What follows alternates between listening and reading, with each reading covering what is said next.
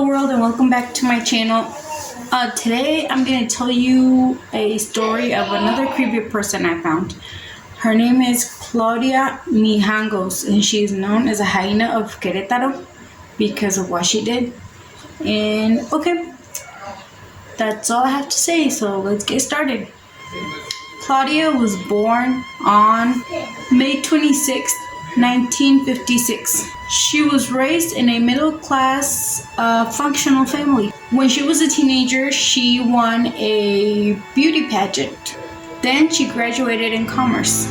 Her mother was Maria del Carmen Arzac, and her father was Antonio Mijangos. They both passed away in the year of 1989. And when they did, Claudia and her husband Alfredo,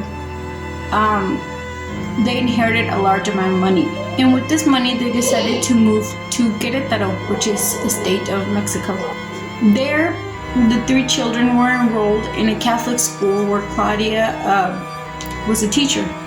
And later on, she opened a fashion store downtown. In about 1988, Claudia and her husband started to have marital problems. Some of their friends say they even went to couples therapy. But Claudia started to develop emotional instability. Even though they went to therapy, there wasn't much the doctor could do about it. So eventually, they didn't get divorced yet, but they stopped living together. They split up. Shortly after her husband moved out, Claudia started becoming obsessed with the father who also worked as a teacher at her children's Catholic school. His name was Father Ramon. When Claudia was 33, she began to experience extreme psychotic attacks. These attacks included demons, angels, and she heard voices in her head. This left Claudia very decomposed. On April 23rd, 1989, Claudia's husband picked up her children from school and went to their mother's home.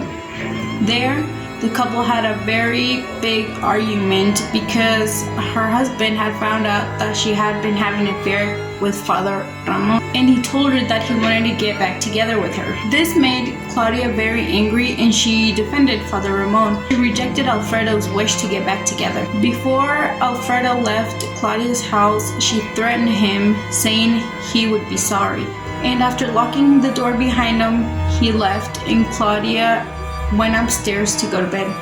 She first tucked in her children and then went to sleep in her own room. A few hours later, on April 24th, Claudia woke up at about 4 a.m. because she was hearing really loud noises in her head. The voices said that Mazatlan had disappeared, which Mazatlan is also a state of Mexico, and that's where she was born, and that Querétaro was a spirit, a ghost. Desperate, Claudia called her friend Veronica Vasquez, and she told Claudia to calm down, that she would come over to her house first thing in the morning the next day. So after ending the call with her friend, she got dressed, she walked downstairs and into the kitchen, and she got 3 knives, while her children were sound asleep in their own bed in their bedrooms.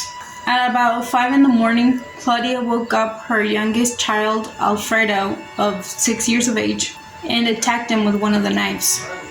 Leaning on his bed, she grabbed his left arm and completely amputated it with the knife. The little boy screamed in horror, pain, and terror, and these screams made his older sister get up. 11-year-old Claudia Maria came into the room and she pleaded her mother to stop. Claudia switched knives and rushed over to where her older daughter was and stabbed her 6 times.